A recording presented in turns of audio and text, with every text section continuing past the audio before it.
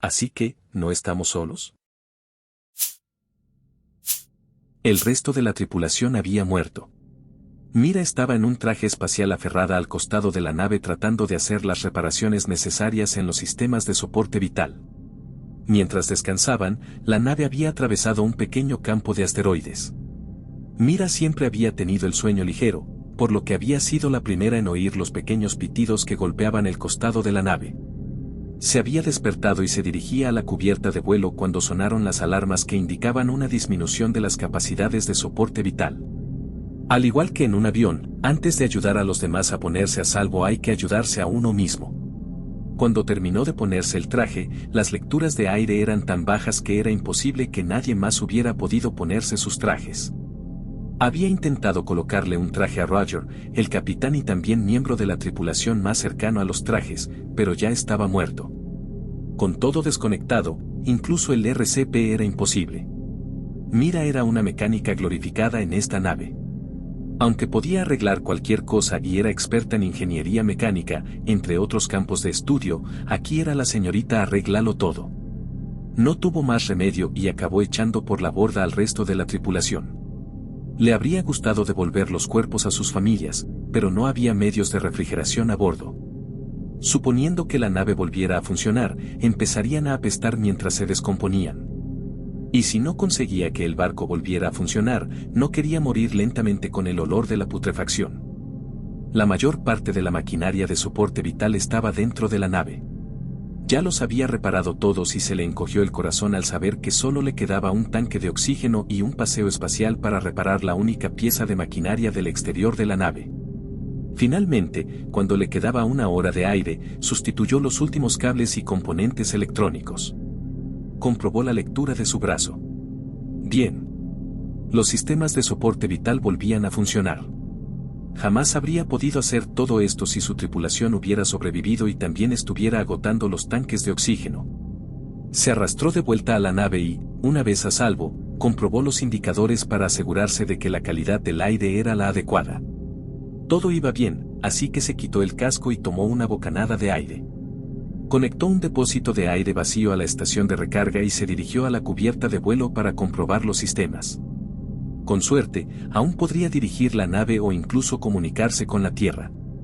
Aunque podía conducir la nave, no era algo que se le diera muy bien y, desde luego, no podría aterrizar en ningún sitio. Mira comprobó los propulsores. El propulsor izquierdo no funcionaba. Activó la cámara exterior y pudo ver que el propulsor parecía haber recibido el impacto directo de un asteroide. Ella no sabría lo mal que estaba hasta que saliera y mirara. Mientras tanto, fue al almacén en busca de piezas de repuesto. Después de cargar una bolsa, volvió a los depósitos de aire y cambió el depósito lleno por uno vacío. Mira decidió que quería los depósitos llenos antes que cualquier otra cosa. Dejó la bolsa de reparación junto a su traje espacial y le colocó un depósito de aire lleno. Por ahora no quiere hacer un llamado de reporte a la Tierra. Le preguntarían si había hecho todas las reparaciones necesarias en la nave y probablemente la regañarían por haber arrojado los cadáveres de su tripulación. Realmente no entendía por qué esperaban que los almacenara. Estaba a 3 años luz de la Tierra. Los mensajes tardaban días en llegar. Aunque la propulsión era mucho más rápida de lo que nunca se había imaginado, la comunicación no había seguido el mismo ritmo. En los últimos 20 años, se desvelaron los secretos de la propulsión de las naves espaciales que se habían estrellado en la Tierra hacía casi un siglo. El primer viaje en el que se utilizó esta nueva tecnología consistió en explorar el sistema solar más ampliamente de lo que lo habían hecho hasta entonces los satélites.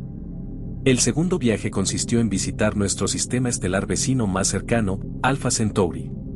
Se suponía que se tardarían 1 semana en llegar, 2 semanas en explorar y tomar lecturas, pero no en aterrizar, y luego 1 semana en volver.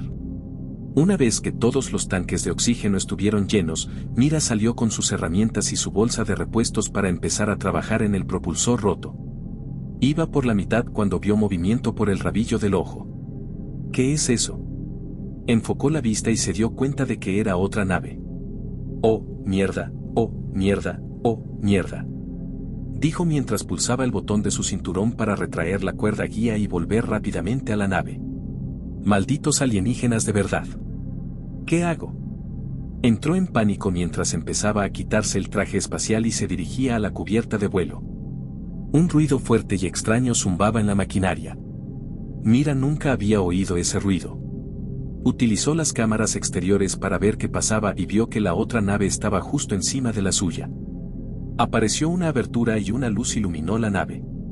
La nave espacial de Mira se había movido un poco, pero sintió que todo se detenía cuando la luz la golpeó. ¿Es eso un maldito rayo atractor?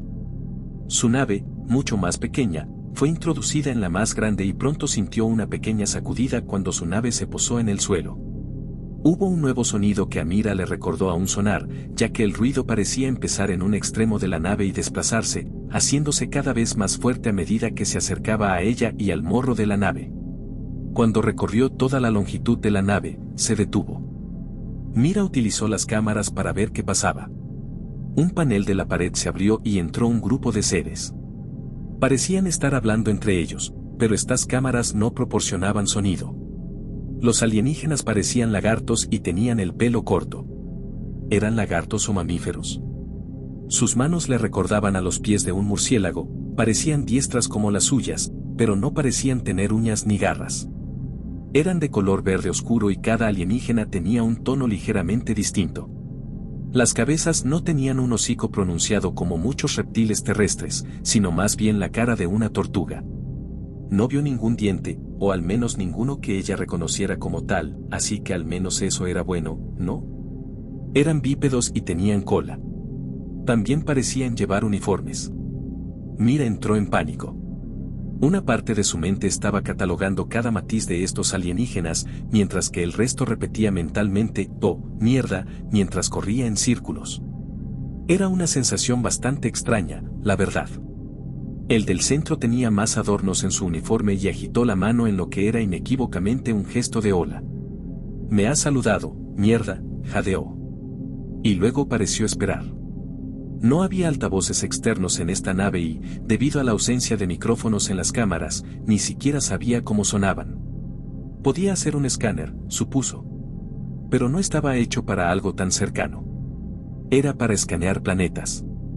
Sin embargo, al menos podría averiguar qué tipo de atmósfera rodeaba su nave. Sabría si era respirable, si la presión era soportable. Así que ejecutó el escaneo.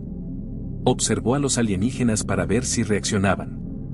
El sonido del escáner era demasiado alto para ser captado por los humanos. Sin embargo, estaba al alcance de un perro, así que si reaccionaban o no, le diría algo sobre ellos. Uno de ellos puso una mano a un lado de su cabeza y pareció decir algo. Los otros dos parecieron responder, pero no hicieron visible ningún símbolo de sí o no. Parece que pueden escucharlo, pero no les causa molestias. Ella murmuró mientras miraba por encima de la lectura. Las concentraciones en el aire eran similares a las de la Tierra, pero la presión atmosférica era menor. Esto sería como estar en una montaña alta. Sería difícil respirar, especialmente si ella iba en el barco a allá afuera sin previo aviso. Los alienígenas se estaban moviendo de nuevo. Encontraron la puerta y se abrió. Se había olvidado de cerrarlo desde adentro después de volver a bordo. Mira se maldijo a sí misma. Ella cambió a las cámaras interiores que daban sonido y podían ser transmitidas. Estaban hablando entre sí mientras miraban a su alrededor, hurgando en el traje espacial desechado y los tanques de oxígeno. Uno señaló la insignia de la bandera estadounidense, así como el de la NASA y los otros dos respondieron, pero nuevamente no hicieron ningún otro movimiento o gesto corporal. Continuaron por el pasillo y el mismo que señaló la cámara exterior, señaló la interior. Su lenguaje sonaba como silbidos y clics. Él mismo miró directamente a la cámara y saludó. Esta vez Mira escuchó el lenguaje que lo acompañaba. Presionó el botón del intercomunicador. Sabía que probablemente tampoco la entenderían, pero al menos podía intentarlo. Se oyó un clic cuando el micrófono se activó. No le entiendo. Los alienígenas se sobresaltaron brevemente abriendo los ojos. Parlotearon brevemente entre ellos. Luego, uno de ellos se marchó rápidamente y en las otras cámaras exteriores vio que se dirigía a un panel de la pared y parecía hablar con algo. Dentro, los dos que estaban allí miraron a su alrededor con curiosidad, pero por lo demás esperaron. Fuera, Pasaron unos minutos antes de que se abriera una puerta y un cuarto alienígena le entregara un dispositivo. Luego se reunió rápidamente con los otros dos. Le entregó el aparato al líder. ¿Qué es eso? No sabía si le habían entendido o si estaba adivinando porque era una pregunta probable. Se acercó a la cámara y giró la cabeza hacia lo que parecía ser una oreja.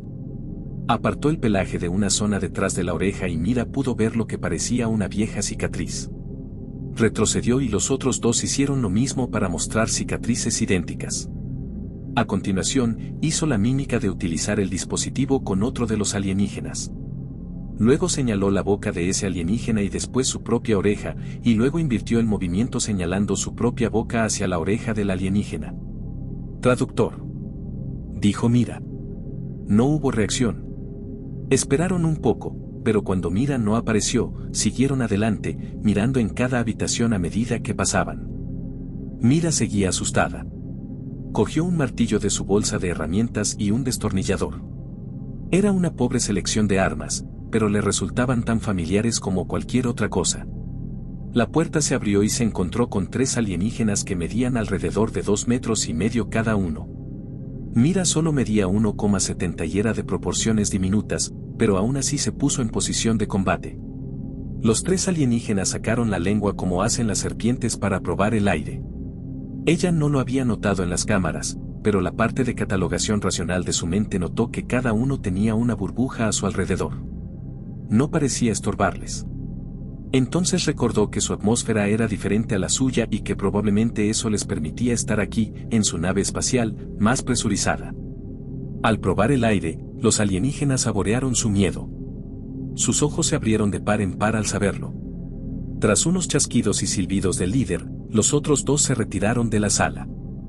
A continuación, el líder señaló sus armas improvisadas y apuntó al suelo. Su voz se hizo más grave y suave mientras seguía chasqueando y silbándole. Mientras Mira intentaba decidir si desarmarse o no, los controles empezaron a pitar, indicando un mensaje entrante. «Mierda», maldijo. Señaló al líder con el martillo. «Tú, ve allí». Señaló una zona fuera del alcance de la cámara. Mira se volvió hacia los controles, guardó el martillo y el destornillador en la bolsa de herramientas y pulsó un botón que cerró la puerta de la cabina de vuelo. El líder emitió un silbido de sorpresa, pero ella señaló la zona a la que quería que se dirigiera, adelante. Cuando se movió, echó un vistazo a su alrededor, respiró hondo y respondió a la llamada. En el centro de mando sabrían cuánto tardaba en responder, así que no quería alarmar a nadie. Sinceramente, no estaba segura de cómo trataría el gobierno el conocimiento de los alienígenas y el primer contacto, así que empezaría fingiendo que todo era como antes de la abducción alienígena.